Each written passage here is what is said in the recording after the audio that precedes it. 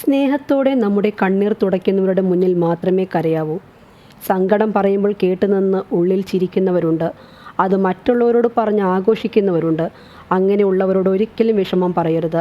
ഒരുപാട് സങ്കടം വരുമ്പോൾ അതൊന്ന് ആരോടെങ്കിലും പറഞ്ഞൊന്ന് പൊട്ടിക്കരഞ്ഞിരുന്നുവെങ്കിൽ എന്ന് തോന്നുമ്പോൾ, പറയാൻ ആരുമില്ലല്ലോ എന്നോർത്ത് വിഷമിക്കുമ്പോൾ, നമ്മൾ പറയുന്ന ആഴത്തിൽ മനസ്സിലാക്കാനും ആശ്വസിപ്പിക്കാനും ആരുമില്ലെങ്കിൽ അതാണ് ജീവിതത്തിലെ മറ്റൊരു സങ്കടം. അങ്ങനെ ഒരാളുണ്ടാവുമ്പോൾ എന്തൊരാശ്വാസമായിരിക്കുമല്ലേ. പക്ഷേ നമ്മൾ പോലും അറിയാതെ നമ്മുടെ കൂടെ അങ്ങനെ ഒരാളുണ്ട്. നമ്മൾ കാണുന്നില്ല, നമ്മൾ നോക്കുന്നില്ല, അതുകൊണ്ട് കാണുന്നില്ല എന്ന് മാത്രം.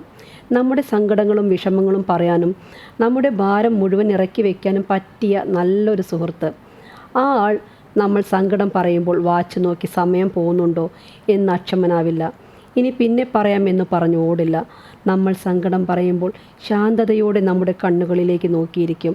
നമ്മൾ കരയുമ്പോൾ നമ്മുടെ കണ്ണീരൊപ്പം. ആ സുഹൃത്തിനോട് നമ്മുടെ എല്ലാ സങ്കടങ്ങളും പറയാം, കരയാം, പരിഭവിക്കാം. നമ്മുടെ മനസ്സ് ശാന്തമാക്കി തരും ആ നല്ല സുഹൃത്ത്. പതുക്കെ നമ്മളെ ആ തോളിലേക്ക് ചായച്ച് സാരമില്ല പോട്ടെ, ഞാനില്ലേ നിൻ്റെ കൂടെ എന്ന് പറഞ്ഞ് നമ്മളെ തലോടും. അതാരാണെന്ന് മനസ്സിലായോ? അതെ, ഭഗവാൻ കൃഷ്ണൻ.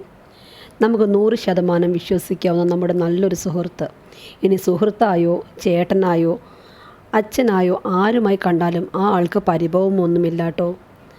ആ ആൾക്ക് നമ്മൾ പറയാത്തതിലുള്ള വിഷമം മാത്രമേ കാണൂ. നമ്മളുടെ ജീവിത പ്രാരാബ്ധത്തിൽപ്പെട്ട് ഓടുമ്പോൾ ഇടയ്ക്ക് ഈ ആളെയും ഒന്ന് ഓർക്കുക. തിരക്കുകൾ മാറ്റിവെച്ച് കുറച്ച് സമയം കണ്ണനോടൊത്ത് ഇരിക്കുക. മനസ്സ് തുറന്നു പറയുക.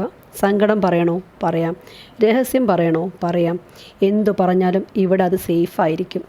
വലിയൊരു രഹസ്യ സൂക്ഷിപ്പുകാരൻ കൂടിയാണ് ഈ വിദ്വാൻ. ചെറു ചിരിയോടെ നമ്മൾ പറയുന്നതെല്ലാം കേട്ടിരിക്കും. നമ്മുടെ മനസ്സിന് നല്ല ആശ്വാസവും കിട്ടും. ഇനി നമുക്ക് തരുന്ന സങ്കടം എന്തിനാണെന്നറിയോ? നമ്മൾ ഈ ഭൂമിയിൽ മനുഷ്യനായി പിറന്നത് ആധ്യാത്മികമായി ഉയരാനാണ്. പക്ഷേ നമ്മൾ ജീവിത പ്രാരാബ്ധങ്ങളിൽപ്പെട്ട് ഭഗവാനെ മറന്ന് മറ്റുള്ള സുഖസൗകര്യങ്ങളുടെ പിറകെ ഓടുന്നു. അപ്പോൾ ഭഗവാൻ ചെറിയ പ്രശ്നങ്ങൾ തന്ന് നമ്മളെ ഓർമ്മിപ്പിക്കുകയാണ് ആധ്യാത്മികമായി ഉയരാൻ. അതിനായി സത്കർമ്മങ്ങൾ ചെയ്യാനും ഭഗവാനെ പ്രാർത്ഥിക്കാനും. എല്ലാവർക്കും ഭഗവാന്റെ അനുഗ്രഹം ഉണ്ടാവട്ടെ. ഹരേ കൃഷ്ണ കൃഷ്ണ കൃഷ്ണ ഹരേ ഹരേ, ഹരേ രാമ രാമ രാമ ഹരേ ഹരേ.